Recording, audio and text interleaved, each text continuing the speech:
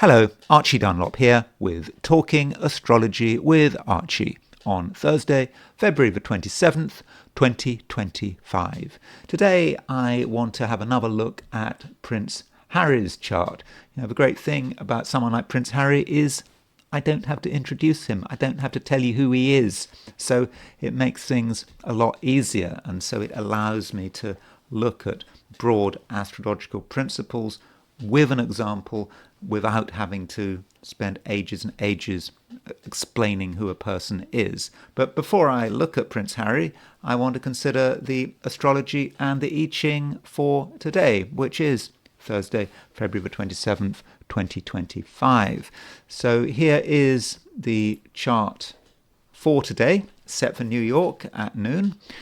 And you can see that today, Thursday, the moon is in Pisces. In fact, the moon moved into Pisces at 8:46 a.m. London time. So that would be 3:46 a.m. in the morning, New York time, just after midnight in the West Coast, California, Oregon, British Columbia. And so from a perspective of the Americas, and really for Europe, Africa as well, it is a moon in Pisces day. Moon is in a water sign, and it joins a lot of other planets there. In fact, we've got 5 planets plus the North Node in Pisces at the moment. So that's quite a build-up, and so it's a very Pisces day. A lot of sort of ebb and flow, a lot of emotion flying around. Certainly more emotion than yesterday, because yesterday we had the moon in Aquarius, but now that moon is in Pisces, there is a great feeling that everything is in flux, and we can't necessarily assume that one thing is going to stay in place forever, because people change, emotions change. Now, if you are in Australia and New Zealand, moon won't move into Pisces until this evening, so you do get a bit of moon in Aquarius to enjoy. Now, broadly speaking, we have got a new moon coming up. Again, that new moon is going to feel stronger if you're in the Americas. It might be a little more distant if you're in Australia and New Zealand, but it is the end of a lunar cycle. So we had a new moon on January the 29th, and that was the beginning of the Chinese New Year. And now this lunar cycle is coming to an end. Tomorrow, Friday, February the 28th, we've got a Pisces new moon, and today we can feel the end of something. And also we're aware that something new is about to start. And so for many of us, it could be a time to sort of wrap things up, make sure that everything is all in order. Not a good time to be starting things. I mean, why would you want to start something, when it's over, just as it's finishing? We don't have the full picture at the moment. So if there is something you're really desperate to get going on, I would suggest that you wait certainly until tomorrow, but ideally until next week. Let the new moon develop. Let the moon make the conjunction to the sun, and then let it move into Aries. Maybe wait until you can see the moon in the sky, because right now there's no moon in the sky by definition, because it is a new moon. So that's the main thing going on today. Moon in Pisces, the build up to this new moon. And there are some other aspects to consider. I mean, not many aspects. Like yesterday, there's not actually a great deal going on. So we have Mercury making a sextile to Uranus. So Mercury sextile Uranus is quite an exciting aspect. It's quite an inspired aspect. Mercury is about the mind, it's about the intellect, it's what we're thinking about, it's what we're communicating. And sextile Uranus, we are able to get our message across. We can tell people what we think, we can tell people what we feel, and there might actually be a certain sense of excitement that we've got ideas, and we want to tell people about these ideas, and now might really be the time to get these ideas out into the open. So don't hold back. Also, if you look at this Mercury-Uranus sextile, you've got Mercury in Pisces, Uranus in Taurus. So the midpoint of Mercury and Uranus is about approximately 24 Aries. So that means that the Sun in Pisces is semi-square the Mercury-Uranus midpoint, and I think that does make the Mercury-Uranus sextile that much stronger. It is a day for being original, but also for being sensitive. We mustn't forget that there are 5 planets plus the North Node in Pisces. We have to be able to feel what's going on, and probably it's not a good idea to just blurt things out. It's probably unnecessary. I mean, do we have to blurt things out? With Mercury sextile Uranus, we can be inspired, we can have great ideas, but we don't necessarily have to tell the whole world about it. Another aspect we've got is Sun decile Pluto. So the Sun is at 9 degrees 21 Pisces, so it's approximately 36 degrees from Pluto. And so Pluto decile, a tenth of a circle, because you've got 360 degrees in a circle, so 36 degrees is a decile. So if you've got Sun decile Pluto, it is about power, and it's about the idea of power. And some of us might have the feeling that we really can be noticed and we can make things happen, but it starts as an idea, it starts as a possibility, and then there's a question of, can we put this possibility into practice? Yes, we can, if we go about things in the right way, if we are sufficiently sensitive. And that's the picture for New York at noon today, February the 27th. And if we change the chart and we put Sydney as our 0 point, it is slightly different. You can see that the moon is in Aquarius, not in Pisces. And so all of that Pisces stuff that I was talking about, if you're in Australia and New Zealand, that might be a feature, very late in the day and into tomorrow. If you are in Australia or New Zealand, it's more about the moon in Aquarius, perhaps the moon in Aquarius making a square to Uranus, and about being independent-minded. Though you can't avoid the new moon, we still have this build-up. It is still the end of a lunar cycle. So, wherever you are, whether you're in Australia, New Zealand, the United States, it is a time for wrapping things up. But it might not be quite so urgent if you're in Australasia than if you're in the Americas.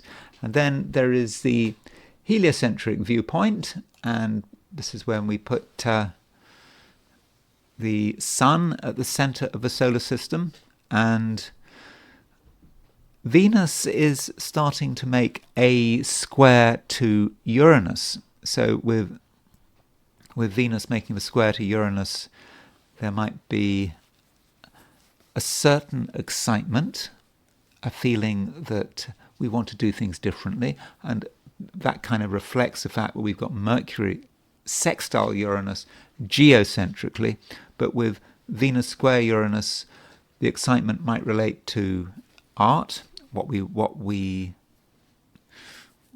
create, and some of us can create something very different. It might also be about appearance. Venus is the appearance planet, what we look like, how we feel we need to dress, the clothes we wear. And with Venus square Uranus, we're looking for something a little bit unusual. But it can also be, Venus square Uranus can be about relationships. Relationships may not entirely go to plan. Things might just happen that we weren't expected, but we weren't expecting. And so, don't be surprised if someone does something that you hadn't really planned for. Though Venus square Uranus can also be about diplomacy. It can be about how politicians and diplomats relate to one another. And of course, we're thinking about Trump and his pronouncements about Ukraine and tariffs, and it's upsetting people. That could be Venus square Uranus, or okay, maybe upsetting is the wrong word, but he's certainly wrong-footing a lot of people with his statements, and he's certainly got a lot to say for himself.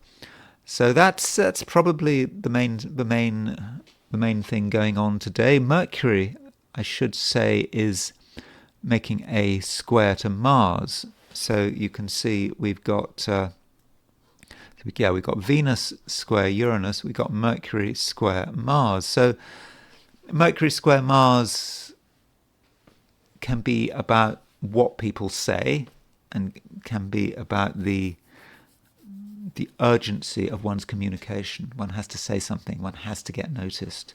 And if we're not careful, we could say the wrong thing, we could say things that are upsetting, but again, it may not be us.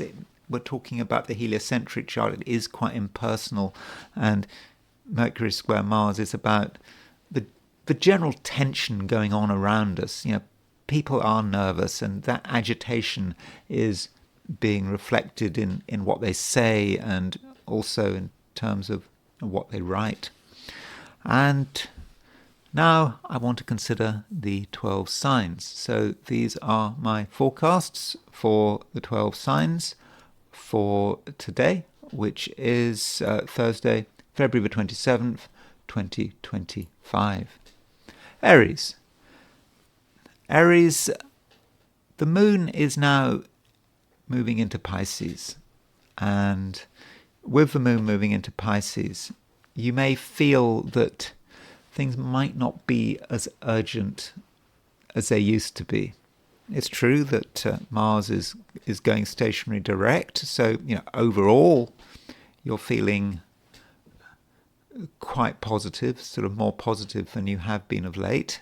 But right now, short term, you might want to just stop what you're doing and maybe reflect, or alternatively, there may be things that you want to do which you don't want to tell other people about it.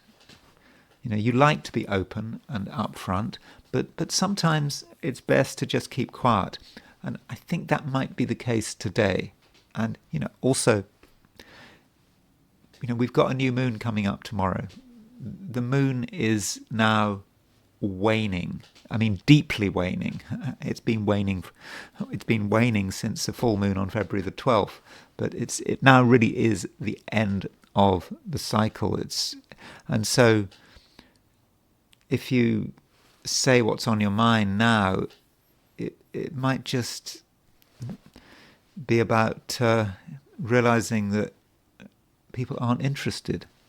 I mean, they might be very interested tomorrow or the day after, but today I think that it just might be a case where there is a lack of interest. And that might make you angry. I mean, after all, we have got a square aspect between Mercury and Mars heliocentrically, and that heliocentric Mercury-Mars square could make you agitated, along with a lot of other people. I think a lot of people are feeling nervous, as I've just said in my introduction. And so maybe, Aries, you should try to keep this agitation to yourself. Do you really have to tell people how you feel? I mean, I know it's nice to tell people how you feel. It's something that in sort of modern society, emotional openness is seen as a positive, but I'm not convinced that right now emotional openness is actually a particularly good idea. And what you have to do is address your agitation in your own way. In fact, if you try to get other people's help, you may not find that they're particularly useful. They just may make things even worse. I mean, it's not that things are particularly bad. It's just that the best way of handling things at the moment is really to do things in your own way and not feel that there's anyone out there you're trying to impress. And so, if you can do that, also focus on the fact that Mars is now in Cancer. Well, Mars has been in Cancer since the beginning of the year, but now it's in Cancer, but it's stationary. But it's stationary direct. It's now moving forward. It went stationary at 1701 Cancer. It's now at 1706 Cancer. So Mars is moving, and maybe you can just put that energy into just sorting yourself out, making yourself feel comfortable and supported, and you really don't have to worry too much about what's happening out there in the wider world. Taurus,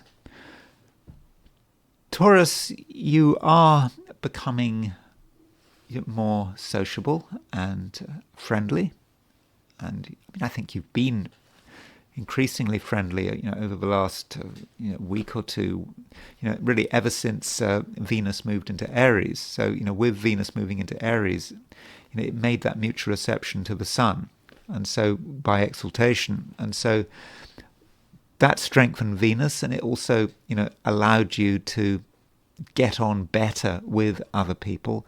And right now, with the Moon moving into Pisces, you're feeling that you can handle different people with different opinions, with different viewpoints, and you're capable of being relatively flexible. And so you can move from one group of people to another group of people with relative ease. And it can sometimes be difficult for Taurians to do that, because Taurus is a fixed sign. You get used to one set of rules, one group of people, and it's difficult to move around, to change social scenes quickly. But I think today you can do it. So if you have the opportunity to be flexible, to keep your options open, I think that would be very good, and I think that would work well for you. But there's no need to get too close to any one person. If you do get close to one person and you spend time with them, you start to realize who they are, and you really start to realize who they are. And at a certain point, you may find out things about them that you don't really want to know. And it really is possible to get too much information about another person. And so you have to be a little bit careful about disclosure, people disclosing too much. And I think it's possible that you disclose too much as well. So be a little careful what you say. There is a certain sense of excitement today, and with Mercury sextile Uranus, there is a temptation to say a lot in a quite excitable kind of way. But if you say a lot, that might encourage another person to say a lot.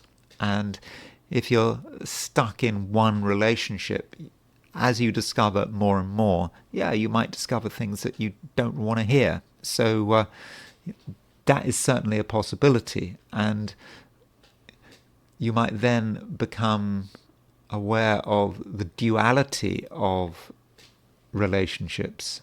Relationships seem to have two sides. There is a side that is nurturing, which is about togetherness.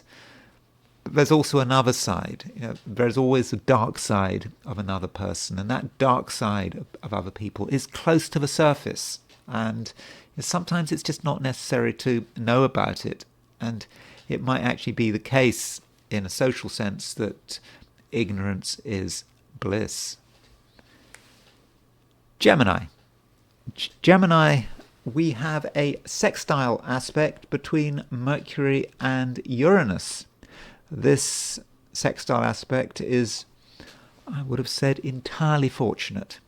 Mercury is your ruler, and it's relatively well placed at the moment because it might be in Pisces, a sign of its detriment, but Pisces is a high-profile sign in the Gemini chart. It's in neutral reception with Jupiter, and also now Mercury is sextile Uranus, and that Mercury sextile Uranus is an aspect that I would regard as being quite exciting. It's about having ideas and being able to discuss these ideas, and you can talk about them. You can talk about them to yourself, and you can work them through. And these ideas, might have relevance to your ambitions. What do you want to go? Where do you want to go to? And how do you want to go about it? Because there are different ways of cutting the path forward, and you can do things in a way that right now that is quite original. And you might want to consider how you plan things. So there are many ways of achieving your goals, and with Mercury sextile Uranus, you can do it in a way that is original, might even have a touch of genius. There is then the question with this Mercury sextile Uranus: how much do you communicate? Gemini is a sign that likes to communicate, that likes to talk, all things being equal. And with Mercury sextile Uranus, there may be a danger that you say the wrong thing in the wrong place. There is that excitement that you do have, but sometimes that excitement is best kept to yourself for the moment. Especially now when we've got a new moon right upon us. Now this new moon, I think its new moon is exact tomorrow. Depends on your time zone, but it's close. And new moons are a time of silence, when we don't have to say everything on our mind, and also we have to consider the fact that it is the end of a lunar cycle. Yeah, it is a new moon, but this new moon, it's not quite there yet. I mean, when is this new moon? I know it's tomorrow. If we want an exact time on this full moon, this new moon, it's at 45 minutes past midnight London time. So in fact, if you're in the Americas, the new moon is this evening, maybe even late this afternoon. So if you're in the Americas, you actually say you've got a new moon this evening, but we should kind of regard the new moon as being tomorrow. The first full day of the new moon is tomorrow.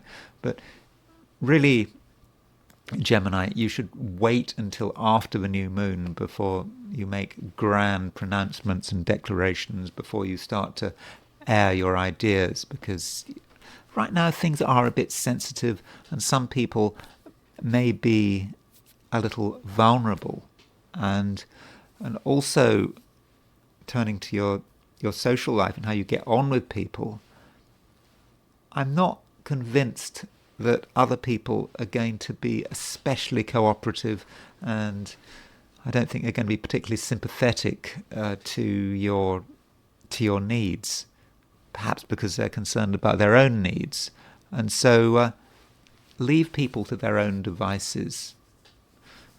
Well, unless they're making a special effort to be friendly and warm and so on. But I think in most cases, especially if you're dealing with people you don't know really very well, you may feel that they are not on particularly good form, and that they're not really giving you what you want. So if you want things to happen today, it is down to you, but I'm not really sure that you should be looking for action in a physical way today. It's maybe more about your ideas, and you do have powerful ideas, and you can see that things are changing, that things can change, and you can make things change for the better. But as far as actually today is concerned, you perhaps need to keep things to a conceptual and level, and also maybe a fairly private level as well. Cancer. Cancer, there is a big build-up in Pisces at the moment. We've got a lot of planets in Pisces. We already had 4 planets in Pisces plus the North Node, and then today the Moon enters Pisces as well. So this Pisces build-up, for you, I would regard it as being something quite fortunate, and it allows you to get a sense of perspective. Perhaps over the last couple of days it might have been a bit difficult to get a broader perspective, maybe because you were focusing on your own material, things that you might have found to be deadly important, really super important, and you didn't want to share them, and it was all very serious. But now that the moon is moving into Pisces, you can lighten up a bit, and you can get a perspective. And with so many planets in Pisces, I mean, with 5 planets in Pisces plus the North Node, I think that's pretty much as good as it gets. I don't think we're going to get any more planets in Pisces over the course of the year. So it is peak Pisces, and that means, Cancer, that you have an enormous opportunity to see things in an almost sort of cosmic way, and the spiritual side of things could be really strong. And if you want to see the universe as it is, and you want to just move beyond everything holding you back, petty restrictions, petty details, now might be your chance. And as the moon moves into Pisces, it does stay in Pisces for a couple of days. So over the next day or two, use the opportunity, use this new moon to reach out to something different that sort of elevates your whole experience.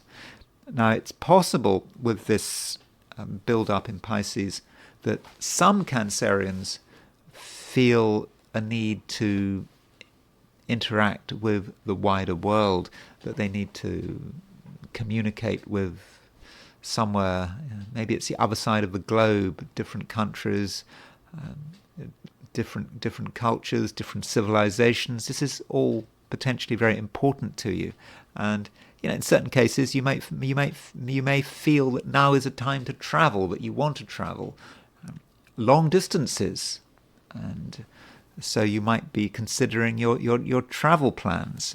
Now, as you know, if you've been watching these videos for long enough, I have this rather irritating trait that whenever I talk about travel, I tell people that they shouldn't travel because it's unnecessary. And as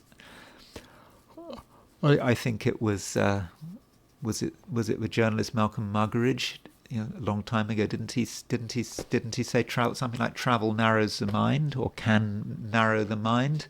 I mean, that might sound a bizarre thing to say, that travel narrows the mind, but it can do, because if you go somewhere that you've never been to before, and you go there for a relatively short period of time, then what might happen is that your own prejudices could actually be confirmed. You have an idea about a country, you go to this country, and your own feelings of maybe superiority are confirmed, and so you're not actually expanding your viewpoint at all. So don't just travel for the sake of it, and it might be better to travel in terms of knowledge and spiritually as well. Though probably the rule of thumb, if you are traveling, if you do really want to travel to another place, is never spend more than 1% of your time traveling in terms of your destination actually traveling. So that means that if, for example, you're in America and you go to Europe, you should not go to Europe if you're spending less than 4 or 5 months there, because if you think about it, might take, say, getting from the US to Europe. That takes you 18 hours. You double it, that's 36 hours. And if you take 36 hours and you multiply that by 100, that's I think 3,600. So that's, unless you're spending 3,600 hours at your destination, it's just not worth it. And 3,600 hours, I think it's about 150 days, which is, I think, pretty close to 5 months. See, I told you when I get onto the subject of travel, I can get boring. So don't feel that you have to travel just for the sake of it. And it may be that you can, not just maybe, probably is the case, that you can expand your horizons just where you are. You don't have to go anywhere. And when we're talking about horizons, yes, we may be talking about spirituality, but we may be also talking about philosophy and politics. And don't make assumptions in terms of what you believe, whether it's a religious belief, spiritual belief, political, ideological belief. Don't make assumptions. And with a new moon, you may have a chance to just reconsider what is possible, and indeed you should reconsider what your stance is. It's not a time to be rigid. None of us should be rigid. Our beliefs should always be open to negotiation. So that's the kind of day it can be. And so you also have to remember that there's a new moon coming up. And the new moon is tomorrow. In fact, it could be this afternoon if you're in the Americas, or this evening. But there is a sort of preparation for the new moon. And the moon is, at the moment, the moon is waning. And so it is the sort of the dark side of the cycle. So there's nothing that you have to do. It's a time for tying things up, making sure that whatever's happened since the previous new moon on January the 29th is all resolved, and that you can start preparing for the future. And late today if you're in the Americas, and tomorrow if you're elsewhere, as you hit the new moon, then you can start thinking about the future, start preparing for the future, and maybe then you'll get an idea about what initiatives you want to take. But I'll be talking about that in more detail when I do your forecast for tomorrow, which is Friday. Leo, you still feel a certain sense of excitement. You have been feeling this sense of excitement, even though the moon is moving into Pisces. So moon moving into Pisces might make you feel a little more sort of introverted than usual, but you can't keep a Leo down forever. It is just something temporary. And still, there is this excitement. You feel that something can happen, and you can make it happen, and you also have a sense of your own power and what you can do, what changes you can create. So if you're not happy with the way things are, Leo, then there's absolutely no reason why you can't change it. But then the question is, how do you change it? Well, change starts from within, especially today when the sun is making a decile 36-degree aspect to Pluto. So that sun decile Pluto means that action starts with you. It starts with the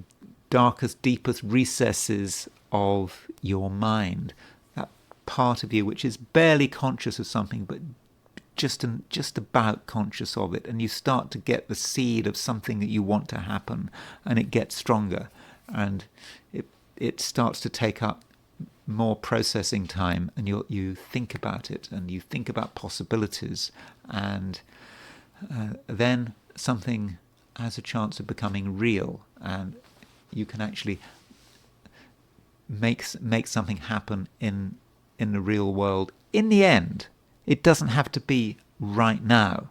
In fact, there is a new moon, could be late in the day if you're in the Americas, could be tomorrow if you're not in the Americas. But with this new moon, you have an opportunity to open a new chapter, and that is something to be looking forward to. But if you were to take initiatives right now, you might actually be disappointed with the results. So it actually could be a time of preparation, though don't underestimate your own power. You can certainly make things happen. You can get noticed today, no problem. But it's just that the end result might not be entirely fortunate if you get your timing wrong. So yeah, timing really does matter. And if you take dramatic actions today, I just think that it would be somewhat too early. So do think about what needs to be done, and careful thinking, and be ready to move your mind into places that you're not normally prepared to go, and don't be afraid of your emotions. The sun is in Pisces. It remains in Pisces. It's a very emotional place for the sun to be in, and the sun is in mutual reception to Venus. So if you take into account your emotions and the power of your emotions, then you are setting yourself up nicely for the next few days. And in the end, the moon will move into Aries, and with the moon moving into Aries, you'll become aware of new possibilities. But right now, Leo, I don't think there's a great deal that has to be done in the external world. I think all of the action should be taking place in terms of your own mind and your inner world. Virgo, there is a sextile aspect between Mercury and Uranus, and this aspect is going to really give you a real sense of possibilities. You're just aware of what you can do, and it's a time when you're going to be full of ideas, and be open to new ideas, even if these ideas seem completely unrealistic. I mean, you don't actually have to follow these ideas through. You can just sit on these ideas, you can plan them, you can adjust them, but these ideas do matter. And by the same token, don't be negative about other people's ideas. So if you hear something interesting, give it a fair hearing. Give other people a fair hearing. You don't have to agree with them in the end. You don't have to do what you're told. You don't have to do what another person suggests. But you can give people a fair hearing, because somewhere in there you're going to find something pretty incredible. So be as open-minded as possible with this Mercury sextile Uranus, and try as hard as you can to have an open-minded and welcoming approach to other people, because there is some danger, Virgo, that you are not sufficiently supportive of what other people are trying to say and what they're trying to do, and they might feel your end a certain lack of sympathy. And so that's something that you can do. You can work on. You can make an effort to be supportive. You don't have to tell people that everything's fine. I mean, that is not a good idea. I mean, just because someone is excited about something doesn't mean you should support their excitement unconditionally. I mean, if someone is talking about doing something which is crazy, and completely self-destructive, then yeah, you should tell them about it. But Virgo, you don't want to be negative just for the sake of it. Now, one event happening today, okay, it might be late in the day if you're in Australia or New Zealand, is the moon moving into Pisces. So moon moving into Pisces, Pisces is your opposite sign. And we've got a lot of planets in Pisces now. We've got 5 planets in Pisces, plus a North Node. So that, in theory, puts a huge amount of emphasis on the other, on the people you have to work with, the people around you.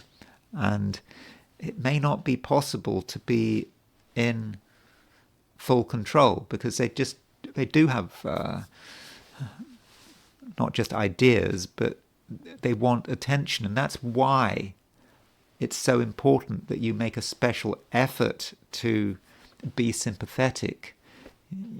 Yeah, you can be unsympathetic, as I've just said. You can be unsupportive, but it would be such a bad idea. With the moon moving into Pisces, you've got to really listen to people, and you can do this without being impacted by them. It doesn't mean that you're losing control. And in terms of relationships, if you're looking for new relationships, you could say that this build-up in Pisces is pretty constructive. And it allows new people to move into your life, new people to make their presence felt. Now, that doesn't mean that these people are going to be positive. They might in the end have a negative impact on you, but still, people are available. And tomorrow, or maybe late today, we've got a new moon, and with that new moon, that can represent a new beginning in terms of some of your relationships, or perhaps a relationship that you know nothing about, but is going to start in the near future. And this relationship theme does get stronger as we move into tomorrow, as the new moon really establishes itself. And that's something I'll be talking about when I look at your horoscope for tomorrow. But really, tomorrow and today are in many respects a continuation of each other. So it may not be entirely sensible to just to say today is Thursday, tomorrow is Friday. These 2 days, they are discrete units. They are not discrete units. I do think that Friday will be very much a continuation of today. Libra, you possibly should make sure that everything is okay. You maybe need to think about preparation and making sure that you're properly organized, and also, if anything is confusing or is bothering you, then Libra, now might be a good time to actually do something about it. It might sound rather tedious, having to deal with some detail that you're not especially interested in, but it's certainly worth the effort, because you'll be giving yourself reassurance, and you want everything to be clear. You certainly don't want anything to be confusing, or be in a situation where people haven't explained themselves properly and you're not sure what someone means yet. Everything has to be clear, and you have to insist on clarity, certainly when in terms of other people, but also in terms of yourself and how you are leading your life. And I think it was yesterday I talked about your health.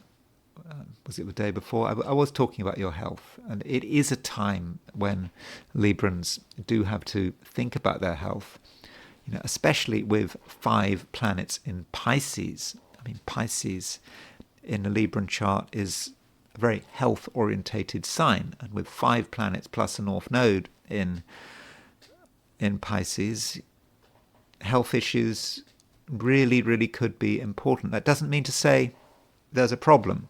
It's just something you should be concentrating on. You should be almost doing an audit of your own health, as far as you can. I mean, I'm not talking about anything medical. I'm not giving any medical advice here, but you know what's good for you. You know what's bad for you. You know what you should be doing. You know what is no good for you. I mean, fundamentally, I think. And so consider your various activities, and don't just look at things in terms of physical health. It's also psychological health. And so over the next couple of days, when we got this build up in Pisces, plus tomorrow or maybe even late today, we've got a new moon in Pisces. It really is a time to really think about it all and think about what you can be doing to maximize your well-being. And it could be the case that there have been things which you've been thinking about for a long time, but you haven't really acted on them. That's always the case, isn't it? So often the case. Something occurs to us and we don't give it much thought, and we just sit on it, and it's just in the background of our thoughts, and it can stay in the background of our thoughts for a couple of years, and then suddenly we think, why didn't I take it seriously? Why did I wait so long? So it could be something like that. And so if you've had some thought about your health and well-being that's been buzzing around for a couple of years and you haven't done anything about it, then now might be the time to actually address it. That might just mean making a change, or it might mean consulting a doctor. It depends. And I'm not really trying to make you paranoid, by the way. I'm just trying to interpret this build-up in Pisces, in a way that could be useful for you. And as I said very recently, Pisces is a sign connected with the feet. I've already mentioned your feet, and so now might be a time to think about how you're looking after your feet, the kind of the footwear you're wearing. Maybe the shoes you're wearing are damaging your feet, or maybe there's some aspect of your feet that you've been ignoring. And it's, if you just keep going like this, it's not going to get any better. And so that is a good opportunity to do something about it. Or it might just be today, tomorrow, just having a foot bath. I've never had a foot bath, but apparently some people like foot baths and that kind of thing. So your feet matter, and of course, if you're into reflexology, your feet are crucial, aren't they? I mean, the feet sort of link with your whole body. So don't ignore your feet with these 5 planets in Pisces, and of course we've got a new moon in Pisces as well coming up late today or tomorrow. Scorpio, we did look at the heliocentric chart at the beginning of this video, and in the heliocentric chart we noticed that Mercury was square Mars, and so with Mercury square Mars, that can indicate a certain amount of agitation.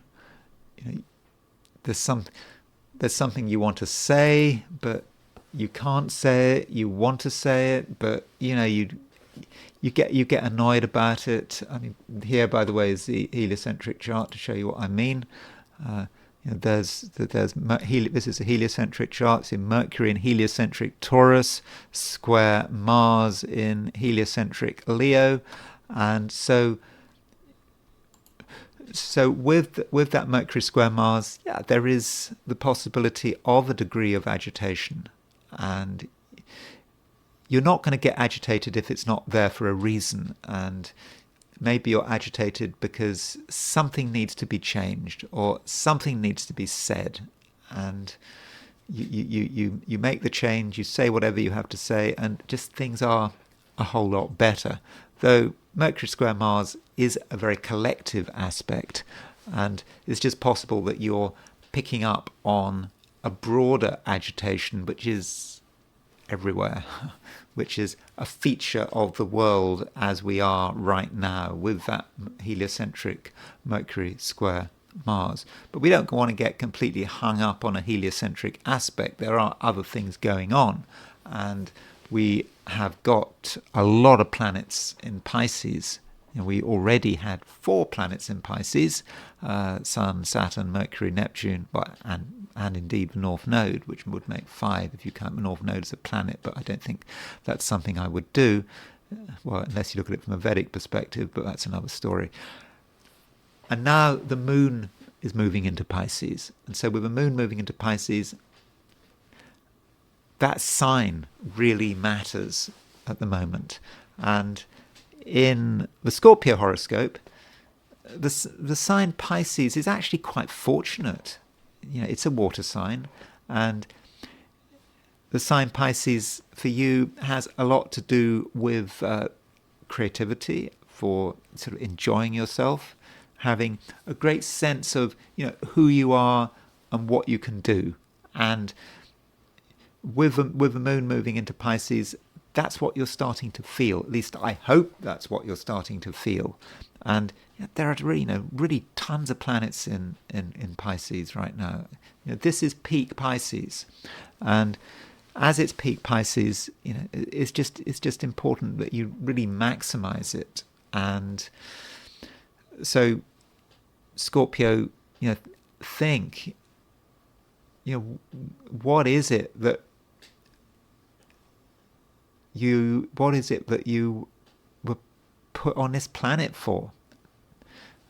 That is the question. That was the question that I asked you when I was looking at the Mercury-Saturn conjunction, because there was a few days ago there was a Mercury-Saturn conjunction in Scorpio, and now we've got a new moon coming up, and this is a new beginning. It's a new creative beginning, and you don't have to worry too much about what happened in the past. And that's especially the case when we look at Mars. Mars is now going direct. Mars is no longer retrograde. You don't have to dwell on the past so much. You did what you had to do in the past, but now you need to be forward looking. And with this new moon coming up, you really can start something new. But it's not totally new. It's a new application of who you are. And it's you at a different level, at a higher level. I mean, we think about incarnation, and we think about single incarnations, and we think about moving from one life to another life. But this can happen in a single life. We move from one stage to another stage, and as we move from one stage to another stage, we develop, we progress, and we become more aware. And this new moon may represent a transition from one stage to another, and you are a lot wiser than you were when Mars went retrograde at the end of last year. You understand things in a way that you didn't see them properly. And there was a cloud, but the cloud is gone, and this new moon coming up is really going to allow you to make a new start. Now, these planets in Pisces might also indicate that certain relationships can work well, but not in a heavy, intense way. The fifth house in astrology, there was always this argument about whether the relationships were the fifth house or the seventh house. I mean, by and large, relationships are the seventh house, but I certainly remember in the sort of 80s and 90s certain astrologers having big arguments about the relative role of the fifth house and the seventh house. And although the seventh house in astrology rules relationships, is the main ruler of relationships, so from a Scorpio we would be looking at Taurus.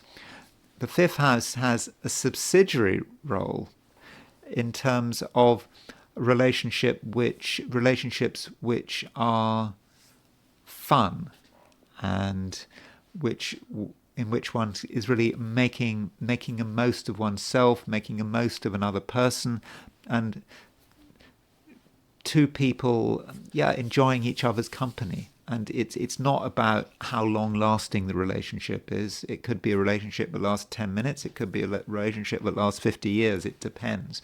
But with this fifth house emphasis, part of the way you judge people is how fulfilling they can be, how enjoyable is their company.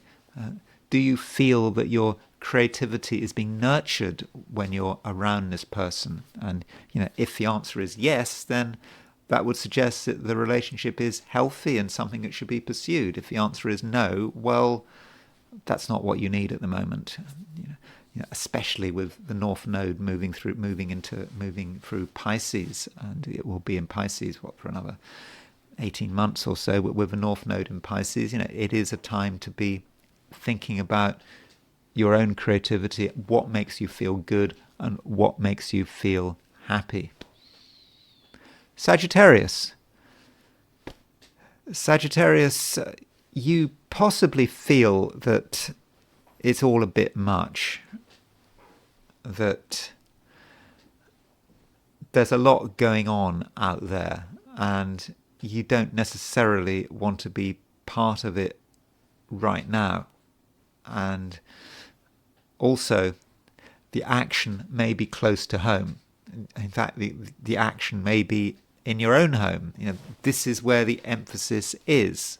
And this is because we've got so many planets in Pisces, and we've got the moon about to move into Pisces. Well, in fact, the moon is in Pisces for most of us all day long. If you're in Australia or New Zealand, then later in the day the moon moves into Pisces. But there is this big emphasis in this sign, and that Pisces emphasis, you could see it as being like an anchor, a really heavy anchor, an anchor that just absolutely cannot be moved.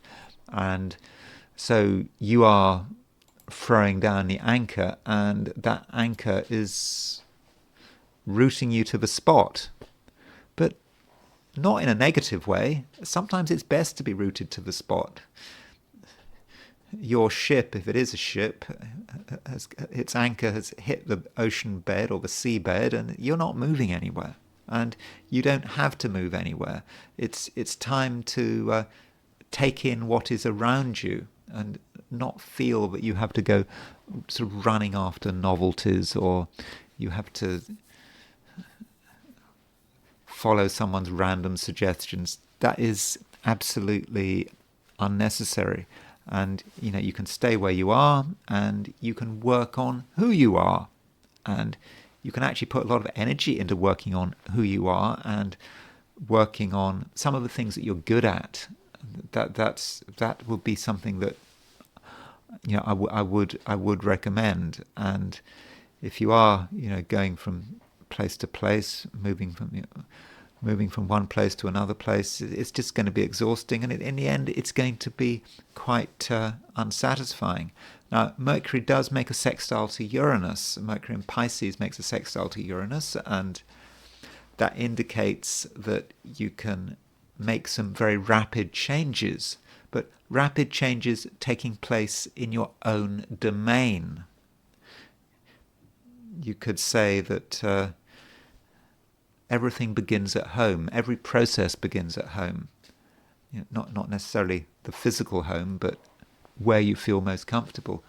That's where all the processes start. Well, that's where the real work happens, and that's where the inspiration happens. And so you work on yourself in your own way, and later on, when I say later on, I'm talking about days ahead, even weeks ahead. Later on, that work starts to bear fruit, and you can start to project it in a broader sense. But right now, Sagittarius, I really don't think there's anything that you you actually have to do. Now there is an issue here that I do my forecasts for the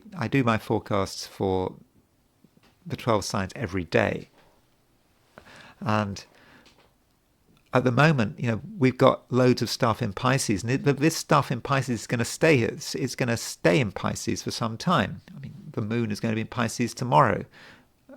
What I say tomorrow may not be so different from what I say today. Although tomorrow I'm going to be really sort of emphasising the new moon, the fact that the moon is exact. That's what I'll be emphasising in my forecast for tomorrow. But the broad message is not going to change while we have this build-up in Pisces. But it will not last forever. Soon enough, planets will move into Aries.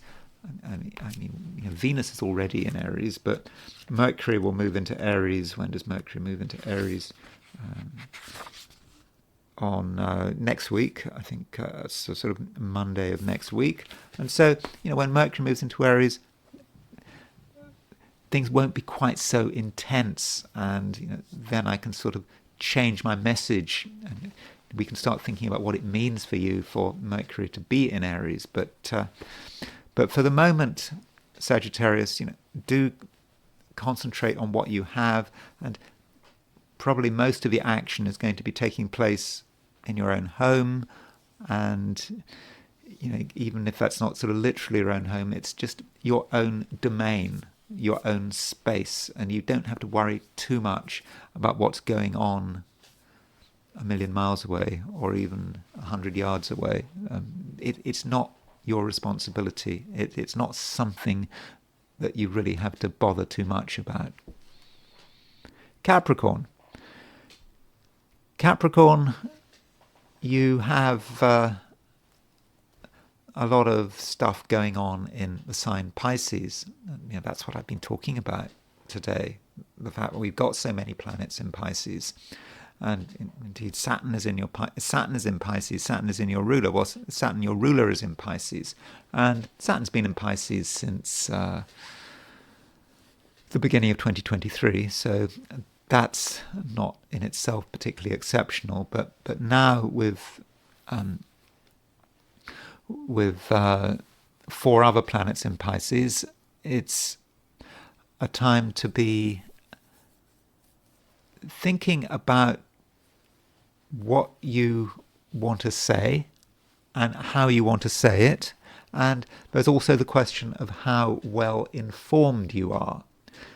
Capricorns are normally very well informed, but could you be better informed? I think the answer is yes. Don't be complacent. There are things you need to know about, and you can find out about them very quickly. It doesn't take much in the way of asking questions, doing research, checking facts. This is something you can do, and you'll be able to ask questions in a way that is very easy. People will listen to you. People will understand what you're asking, and you will get the answers you are looking for. And it's only when you've got these answers that you'll be able to really think about where you're going. Because there are actually, for many Capricorns, there is a feeling that you're somewhat confused. I mean, you just feel that you'd like to be better informed, because you're not really quite able to make a decision, and that's maybe what it's all about. And when you've had your questions answered, maybe then you can make a decision. And today is certainly not a time for making a decision, because we have got to build up to a new moon, and so the time just before the new moon, it's the end of a lunar cycle. And it's this lunar cycle that started on January the 29th, and it's coming to an end.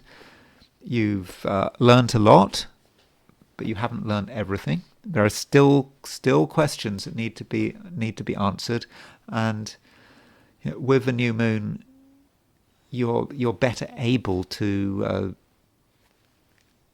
articulate yourself and really say what you want. But for the moment, it's about asking and finding things out rather than making bold pronouncements. Because if you make a bold pronouncement right now, it would be based on incomplete knowledge. And so that's one aspect to what's happening today. And with all these planets in Pisces, do consider your immediate environment. The things around you that you're aware of, you can see them, but you don't really know very much about them. And it's then a chance to make yourself known, to be curious. So if you've looked at something, it may be the house next door, what people are doing next door, what if you're in an apartment block, what someone is doing in the apartment below you or above you. You've kind of been aware of it, but you hadn't really thought about it. And now your curiosity is quite strong. In fact, I would have said that actually Capricorn is probably at the moment the most curious of the 12 signs. And so follow that curiosity to an extent. I mean, I'm not suggesting you take risks or that you be nosy or that you interfere in other people's business, but do find out what's happening, because there may be things happening which are relevant to you, but you don't know they're relevant. But you don't find out how relevant it is until you actually ask. That's certainly something I've noticed in America. Maybe it's not just a feature of America, but there seems to be a tendency in America that you have people, they have their land, they exist on their land in their house, and they regard what's happening outside their patch of dirt to be of no relevance to them. I mean, that's just my observation. Maybe it's something to do with the city in which I'm living, but people don't ask questions beyond their immediate concern, what they immediately own. Yet very often they should ask questions, because things happening which they feel are irrelevant could be incredibly relevant and might affect everyone. That is particularly the case, for example, if you've got a city government that's out of control, that's developing things, destroying things, and you think that someone's property is getting destroyed, but it's not your property. Trees are getting cut down, but they're not your trees, doesn't matter. But you need to take an interest. Sorry, I'm rambling here, I'm going on, but the point is you need to see the connectedness of it all, and don't just be focused on your own patch of dirt or your own territory, because things going on in your immediate environment are relevant and you do need to find out about them. Aquarius, at the moment you have a certain tendency to think that everything is going to be fine, and maybe everything is going to be fine, but you shouldn't assume that things are all in order, and you shouldn't assume that any higher power is necessarily looking after you. I mean, they might well be, but don't make assumptions. And it is important, Aquarius, as far as is possible, to be realistic and to consider the things that matter. And money should not be ignored. I mean, I've talked about money recently when looking at your charts because of this slow build-up in Pisces. We're getting more and more planets moving into Pisces. And, Pisces is obviously the sign after Aquarius. It's a sign that in your chart does have relevance to money. And we have 5 planets plus the North Node in Pisces because the moon is moving into Pisces. So that's a lot of planets in this sign. And so you do need to think about what you own, and you need to think about how you're organizing money. And you've got a new moon coming up in Pisces, and with this new moon you can start afresh, maybe have another look at your finances, have another look at your expenditure, have another look at your income. What can you do to create changes? Because it definitely seems to be the case that there are things you can do, and also you can have some really quite interesting ideas, because one aspect we've got today is we've got Mercury in Pisces sextile Uranus, and so Mercury sextile Uranus Pisces could be about you having some kind of inspiration about money and how you can deal with money in a way that is more constructive. And your inspiration, it might be quite radical, and at some stage it might be something you need to talk about, get some feedback, listen to how people respond. But that's certainly something you can do, and you just don't assume that everything is just going to sort itself out all by itself. Now, as far as relationships are concerned, the other person or the other people have ideas. They have ideas about the way things should be, and they might be tempted to throw their power around and really make a real effort to be noticed and even appreciated. And you therefore have to decide what is the best way of dealing with this. You might feel that you can't be bothered with it, that you want to resist external pressure. But it just might be the case when you need to let people do whatever they feel they need to do within reason.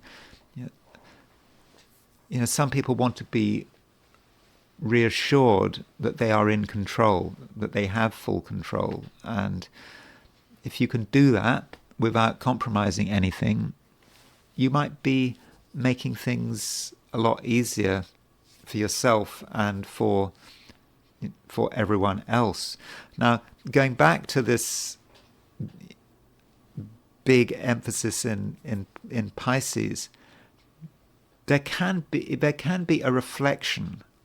It's like there's so many planets in Pisces that we could get a reflection into the other side, or rather the other sign, which is Virgo.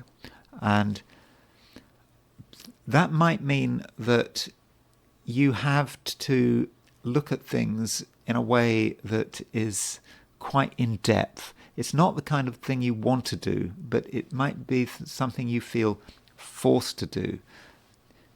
And it might be that money might take up more effort, more energy and effort than expected, and as a result you might want to flip things and start to consider, well, what is money all about? What is the purpose of money? What is its value? And how relevant is it to you? And that is a flip. That would be flipping Pisces into Virgo, asking fundamental questions and asking yourself whether people are taking things too seriously, whether people are not taking things seriously enough, and then being able to look at things in a completely different way. But I don't really want to say more about this because it's a little bit complicated, and ideally you don't want to have too many complications. You don't want to overwhelm yourself with complications, but it might be something you find you can't help yourself doing. If people start talking about money too much, and if there's too much emphasis on money, you might just want to react in a rather unusual way.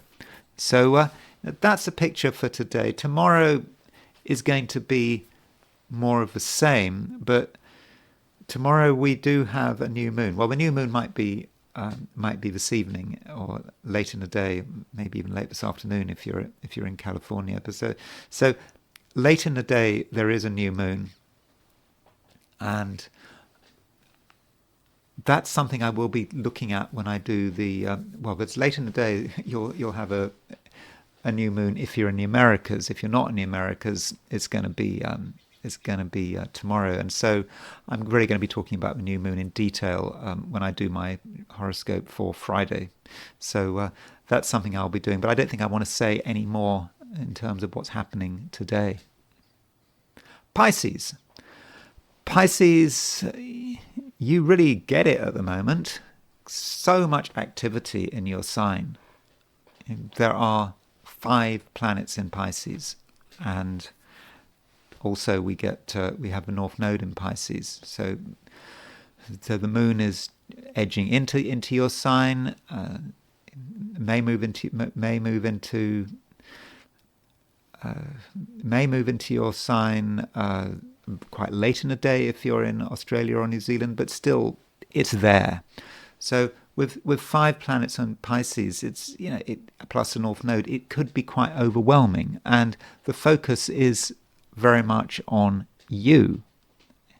It's all down to you. It might feel that it's all down to you, and your personality is powerful, and the way you present yourself is powerful, and you are what you seem. There's no pretense right now. You can be who you are, and there's no need to disguise yourself, no need to wear masks, and you need to really put yourself first. So, whatever's going on, make sure, Pisces, that your opinions are heard.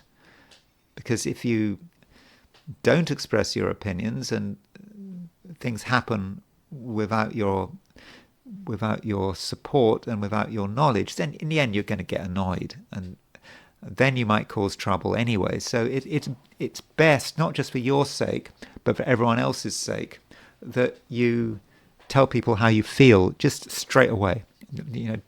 Don't hold back. And with this new moon in Pisces, timing could be quite important. So this new moon is it happens London time just before 1 o'clock in the morning tomorrow on Friday, and so for most people on this planet, they're going to experience a new moon tomorrow. If you're in the Americas, you're going to experience this new moon today. In fact, you could experience it sort of late afternoon if you're in the West Coast in California or Oregon or British Columbia. So it is a beginning, but timing, you have to get the timing right. If you do things before the new moon, then you're doing something on a dying lunar cycle. The lunar cycle, it's about to end, and you really should be waiting until after the new moon. And ideally, you should wait further. You should wait until the moon and the sun are sufficiently separate from one another. And ideally, you would wait until the moon moves into Aries before really committing yourself to any plan of action. But still, with this new moon coming up, Pisces, you possibly feel that there is a sense of a new beginning, and you're ready to start things on your own terms. And you can be assertive. You could overdo it. That is absolutely possible. This is a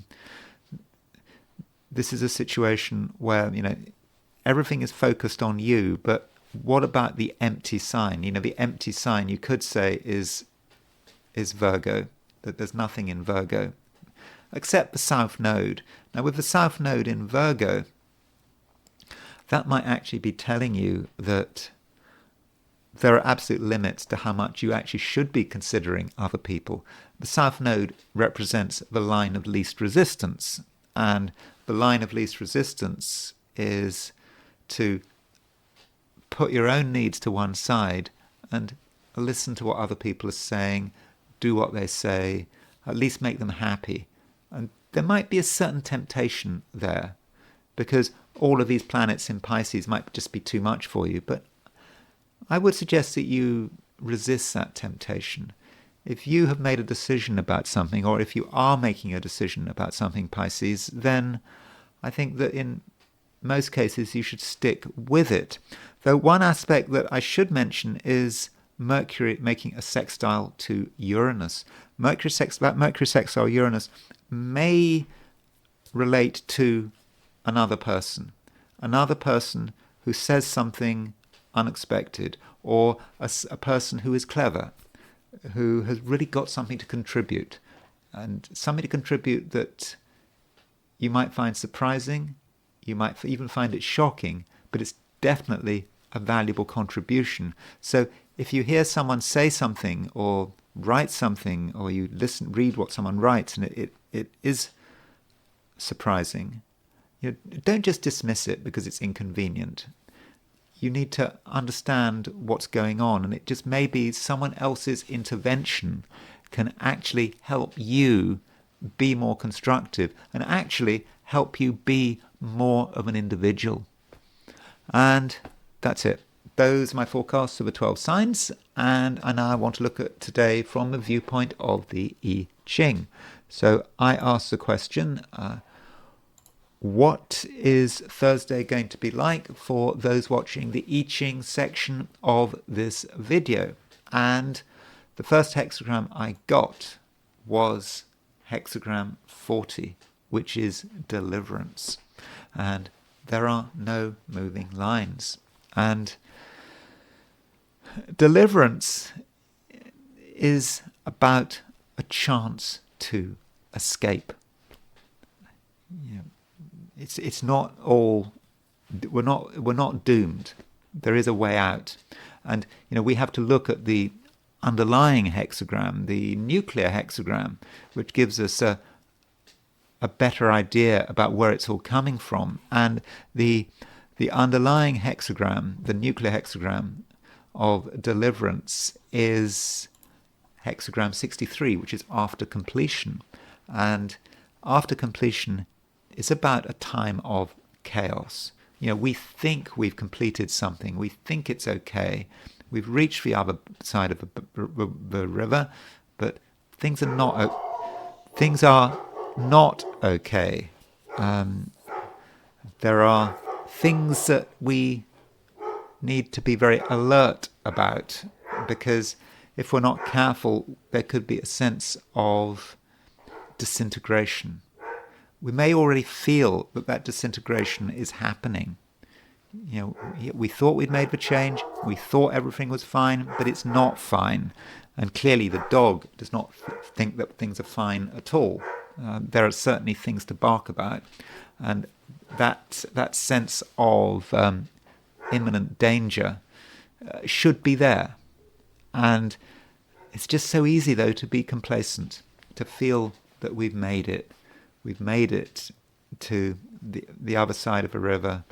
We may not know what's going on, but really we haven't made it.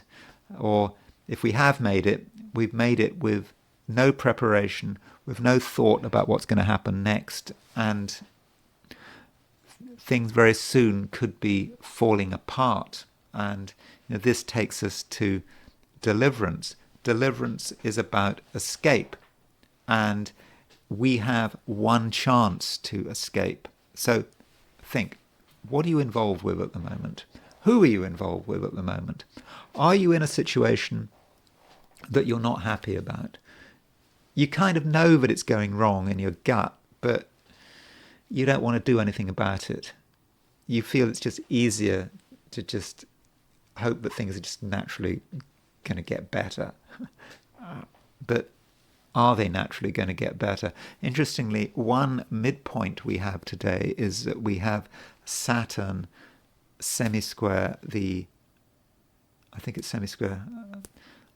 certainly Saturn aspecting the Jupiter-Neptune midpoint. And so with Saturn aspecting the Jupiter-Neptune midpoint, the Jupiter-Neptune represents unrealistic hope. We just think it's all going to be okay. And Saturn is saying, actually, it's not going to be all okay. It's not going to be all okay at all. There's a problem. And we are being, we are being complacent. And this relates to this hexagram deliverance. Deliverance does not have any moving lines. So we could be stuck in this point where the escape door is open, but we do nothing. We just sit it out, and we just wait, and we wait, and then suddenly the escape door closes. And that escape door is possibly going to be open for longer than expected. We may get so used to that escape door being open that we take it for granted, and then it's slammed shut.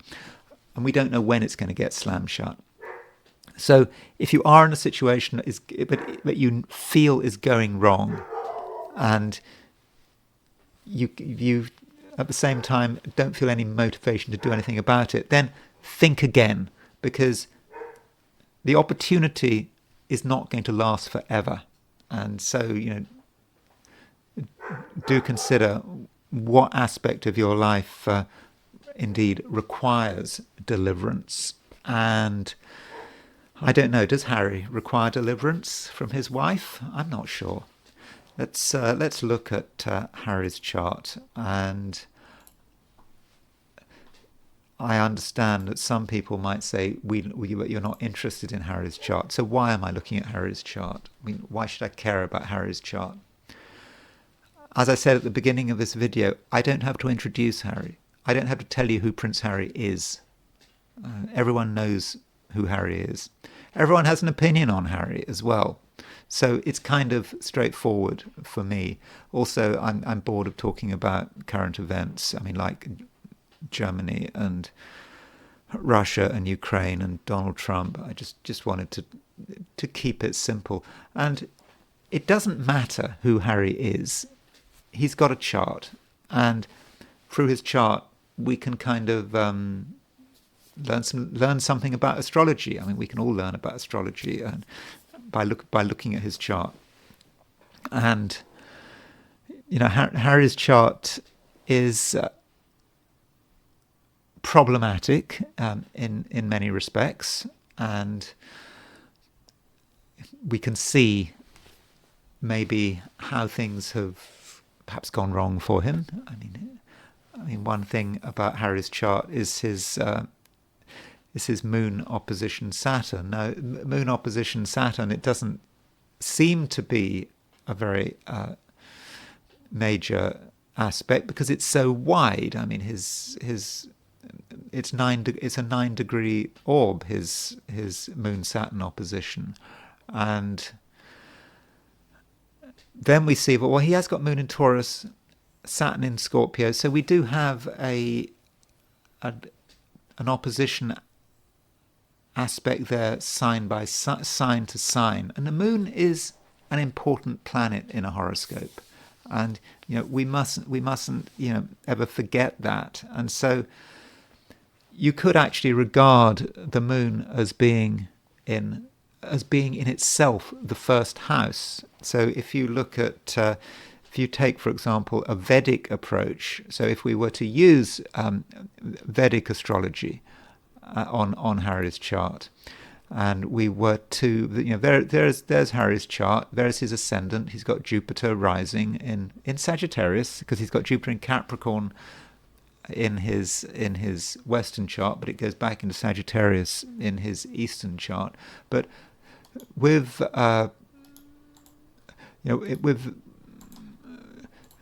Vedic astrology, we have the opportunity to set up the Chandra Lagna. Now, the Chandra Lagna is a chart where you put the moon sign on the ascendant. So Harry has his moon in Aries in his Vedic chart. He's got his moon in Taurus in the Western chart. So his moon goes back into Aries in his natal in his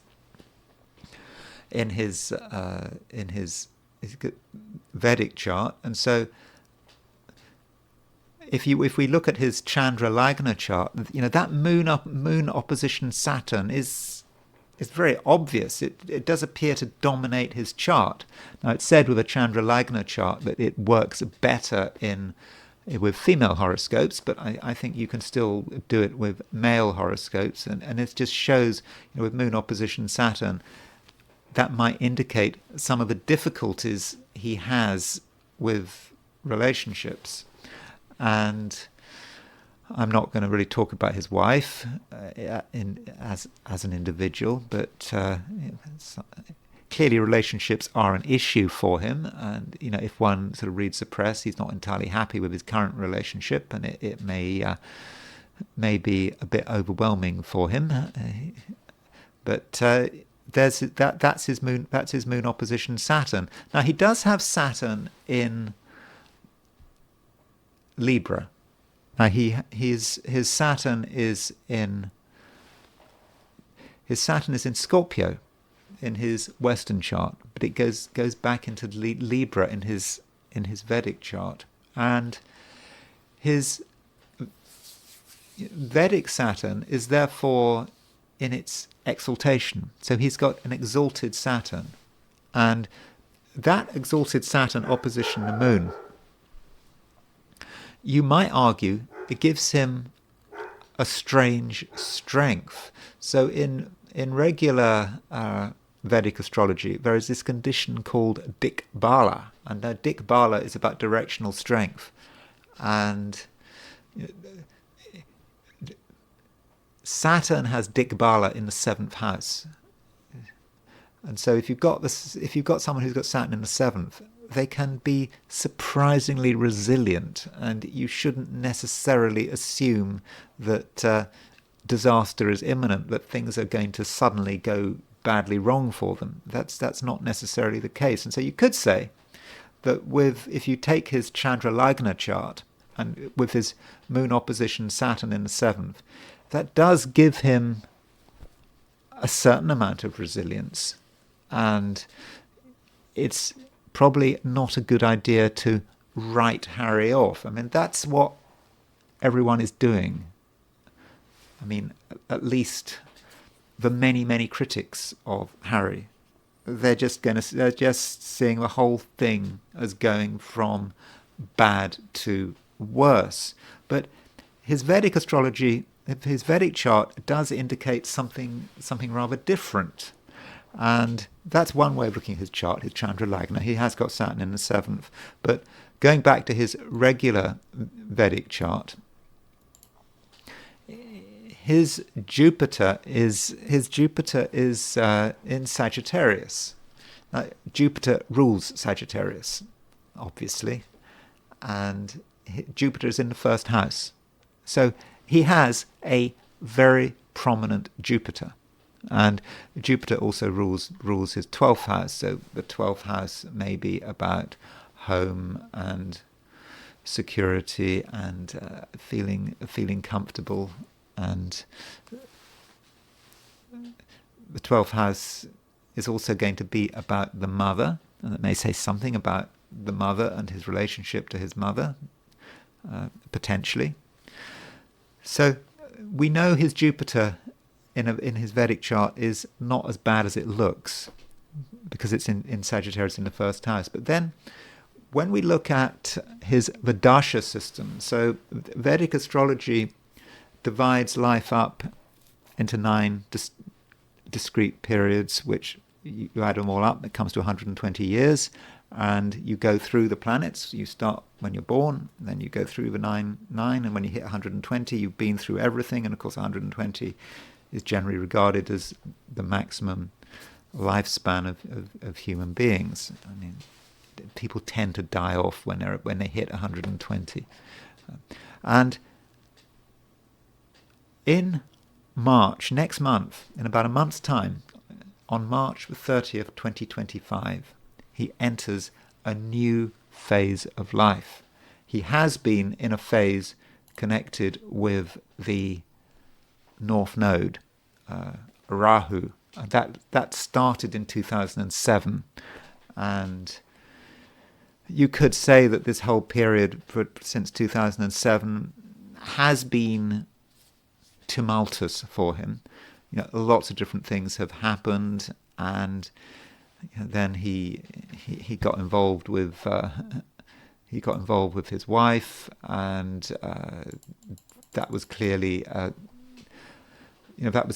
big change for him. And some would say it hasn't been a change for the better. But right now, this Rahu period of his life, as it draws to a close, is troublesome, and it's going to be a big relief when he enters a new phase of life. So the new phase of life that he enters on March the 30th, 2025 is ruled by Jupiter. And how do you judge whether or not this phase of life is going to be fortunate? Well, Jupiter is in Sagittarius. It's in the first house. He has a well-placed Jupiter in his Vedic chart. And that's got to be able to deliver. And there really does seem to be, right now, a possibility for Harry to completely change things round. And if we look at his Navamsha chart, this is a sort of ninth division chart. I won't really go into how it's calculated, but Jupiter is, which this Navamsha chart usually is supposed to say something about relationships, and in his Navamsha he does have Saturn in the 7th house. So he's got in his Chandra Lagna chart, the moon chart, he's also got Saturn in the 7th. So that might say something about difficulties in relationships. But in his Navamsha he also has Jupiter in the 10th. So Jupiter in the 10th, that's quite a nice place for Jupiter, and it's maybe about success, being recognized in the end, finally. But this Jupiter rising, and he's about to experience this change. And so how does one relate this to Harry? The problem is one's not in communication with Harry. If I was Harry's astrologer, if I was doing a consultation for Harry, I would be really spending a huge amount of time on this Jupiter, because it's the key to everything.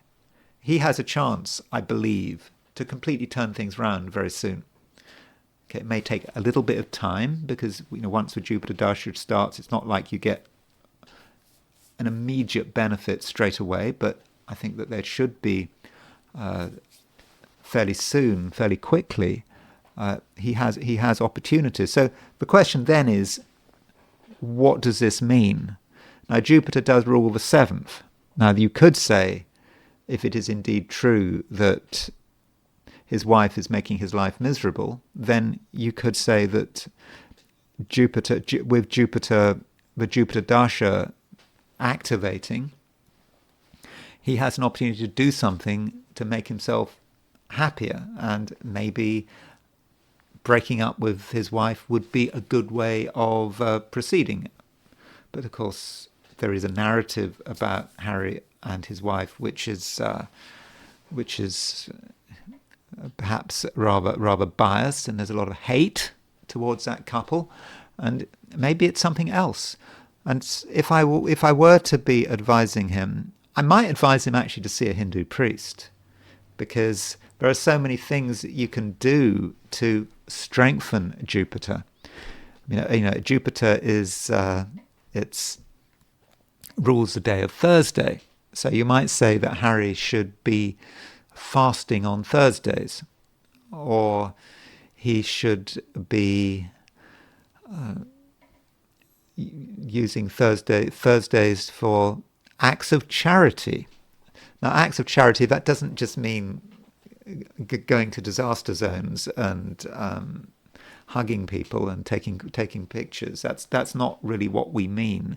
On Thursdays, he could, for example, spend some time. It's really the time that matters, not the money. So on Thursdays, he could be helping the homeless or giving his time all day long on Thursday. He's got the time, I think. So he spends every single Thursday. He makes Thursday special, and he does something that's really important for him, and he can really make a difference. I don't mean make a difference. I mean, make a difference is a completely overused phrase, but and it's difficult to make a difference for anyone. People have claims. Yeah, the police cars around here in this city, they have "make a difference" written on them.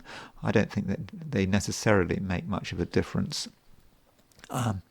So that's what Harry could do, and what I think Harry should be doing, because he is honouring that Jupiter in his chart, in his Vedic chart. So with that Jupiter in Sagittarius. Now, he could also get yagyas done. He's got the money, so a yagya would be when you it's prayers. I think it's cognate with fire, ignis yagya, and so you have priests in India saying prayers to strengthen Harry's Jupiter, because that Jupiter really can help him out. Will it help him out? This is the problem with Vedic astrology. I mean, Vedic astrology can be treacherous. It can be very accurate, can be much more accurate from Western astrology, but it's possible to get it completely wrong. I remember, I've got Mars in Aries in my first house, and I thought Mars in Aries in my first house was really great, and my Mars in Aries dasha over 7 years, it was an absolute disaster, terrible period of life, my Mars dasha, and I think I understand why I got it wrong, but I got the emphasis wrong. I mean, I know what I did wrong, but I got it wrong. And if I'd been making a forecast on the basis of my Mars dasha, yeah, I did get it wrong. So you can get it wrong, but Mars is a malefic. Maybe the Mars in Aries was just too much of a malefic. Even it was just a very strong malefic. Now, in Harry's case, we're not dealing with a malefic. We're dealing with a benefic. Jupiter in the first house in Sagittarius. So the question is Harry going to be able to benefit from this Jupiter just on his own, without any astrological help? Now, if he consulted any Indian astrologer who used, the Vimshottari Dasha system, who used the Lari Ayanamsha, that's the difference between the tropical and the sidereal zodiac, any Indian astrologer or any Vedic astrologer would have highlighted this Jupiter. And yeah, there are things he can do. The question is, will he do it? And maybe that's up to Harry, and maybe this is an example of a situation where Harry actually has a choice. But don't write off Harry yet. We haven't seen that Jupiter working so far, and that's certainly going to be interesting. So going back to his natal chart, his Western chart, and the thing that I wanted to just look at, and I know one shouldn't just look at one thing in isolation. One shouldn't do it. With astrology, you've got to look at lots of things happening in the chart. You can't just look at one thing. But I did want to look at his solar arc. I wanted to look at one solar arc direction, and this just gives us an idea about how we might be able to interpret solar arc directions. So here is Harry's chart, and he's recently turned 40. So if we move all of the planets in his chart 40 degrees, we get to here, and his solar. Let's just compare them side by side. So here is Harry's natal Saturn in his Western chart at 12 degrees 51 Scorpio. And now if we solar arc direct that Saturn, we move it 40 degrees, it moves to 20 degrees 44 Sagittarius. Now, Harry's Sun is at 22:57 Virgo. In other words, solar arc directed Saturn is about to hit his Sun by square. And I think that this aspect could be quite difficult. And there is an extra reason to think it could be difficult. And that is because if we look at Harry's current transits, there's Harry's chart. Harry has got there's Harry's Sun at 2257 Virgo, and if we compare Harry's chart with the positions of the planets today, you can see that Saturn is at 20 degrees 32 Pisces. So Saturn is moving very close to the opposition of his Sun by transit. Now that transit will be exact pretty soon, around the 19th of March. So he's got this transit happening at the same time as he's got this solar arc direction. And so we get confirmation that this really is a Saturn-Sun event for him. And so what is Saturn opposition? What is his solar arc directed Saturn square his Sun, or indeed his transiting Saturn, solar arc directed Saturn square his Sun, transiting Saturn opposition his Sun? What's it all about? What one can do, and maybe what one should do, is to look at what the Sun is about. Now, the Sun is an important planet, so in a general sense, if you've got Saturn hitting your Sun, you're going to feel a bit depressed. You could feel a bit low. Your self-esteem might take a knock, and you might feel frustrated. Now, in a positive way, you could say, well, this is going to be motivating. You can structure your life. You can organize yourself. You can sort things out. So there is a positive side, but I'm not convinced that these two aspects are going to be especially positive, not least because, with that Saturn square Sun, the Sun is already being impacted by the solar arc direction. And look at his Sun in his natal chart. In his natal chart, he has got the Sun in his 8th house. Okay, if you use whole sign houses, you would say that it's in his 9th house, but I'm inclined to use Placidus houses here. So it's Sun in the 8th. That's not a happy place for the Sun. It is brooding, and we know that Harry is quite a brooding, angry person. He's got a load of chips on his shoulder, and he's very much influenced by the past and what's happened to the past, and he isn't able to let go of it. So that's his Sun in the 8th, which isn't great. And then Saturn hits it. So you would expect the potential of that Sun in the 8th to become more intense. And one might also want to consider the midpoints that the Sun is on to give us extra information. And so if we look at Harry's chart, and we look at the solar midpoints. With midpoints, it can be overwhelming. You see loads and loads and loads of midpoints, and where do you stop? And you have to be focused on the midpoints that matter. And so if we put up a 90-degree dial, and we put there's Harry's Sun, and the midpoints that come to mind are he's got Sun aspecting his Mars-Neptune midpoint, and he's also got Sun aspecting his ascendant Hades midpoint. I think that Mars-Neptune midpoint is possibly quite important.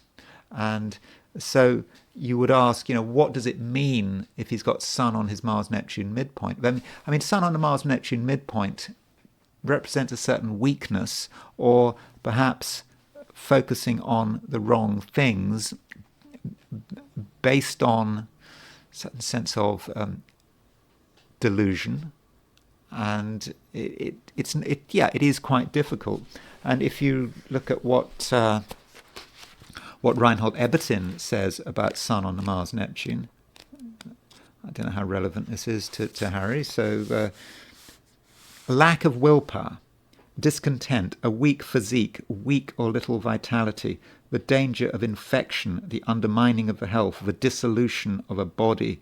I mean, I don't think we need to worry too much about the physical aspects of it, I assume. He's at the peak of his physical strength. But as far as himself is concerned, who he is, this lack of willpower, he might say he's got willpower, but there's a lack of knowing where to direct himself.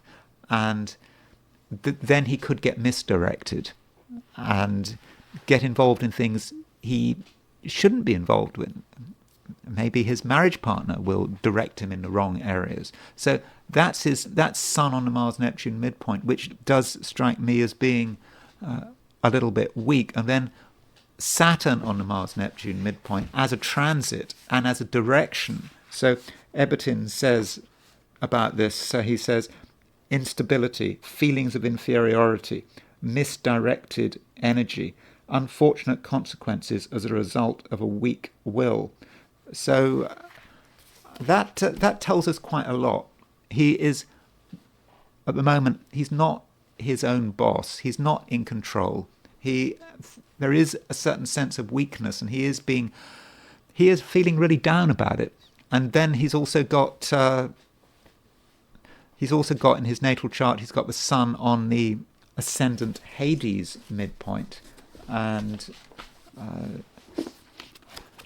the ascendant, of course, Hades is a hypothetical planet, so you can treat it how you want. Some people reject the idea of a hypothetical planet, but Sun on the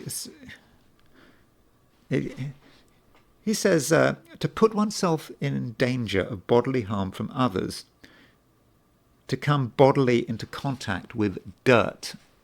Now, we have to see that symbolically. That may say something about the people he associates with. That may be one way of looking at it. And in terms of what would happen when Saturn is on the ascendant Hades midpoint, as it is about to be, then he says big disagreeableness, a lot of disagreeableness around Harry at the moment, to be separated from others by accident, poverty, or illness. So there is a great sense of separation there, and I suppose poverty, it's all relative, isn't it? Maybe from Harry's perspective, he doesn't feel he has enough money. I mean, one can look at these midpoints in greater detail, but I think we get the idea that these aspects to Harry's Sun, we got transiting Saturn, opposition his Sun, we've got solar arc directed Saturn, square his Sun, and they do look quite serious. And I understand that we should be looking at other factors, but I haven't got the time right now to look at other factors. But I wanted just to think about that. And then we have to contrast this with what I was talking about with his Jupiter Dasha. This Jupiter Dasha could be really useful for him, could be really helpful, could be a real change in fortune. But the question is, does Harry have to actually do stuff to make that Jupiter Dasha happen? Should he be making Thursdays special? Should he be wearing a gemstone which is linked to Jupiter and wearing it in such a way that it is touching his skin? Should he be saying mantras connected with Jupiter? Should he have prayers said on his behalf? I don't know, but my feeling is that if Harry were to spend every single Thursday from March the 30th onwards, because it's March the 30th is when his Jupiter Dasha starts.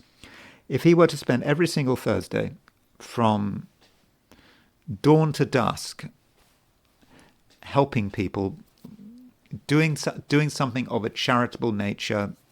It's not about money, just giving all his time and all his sweat every single Thursday.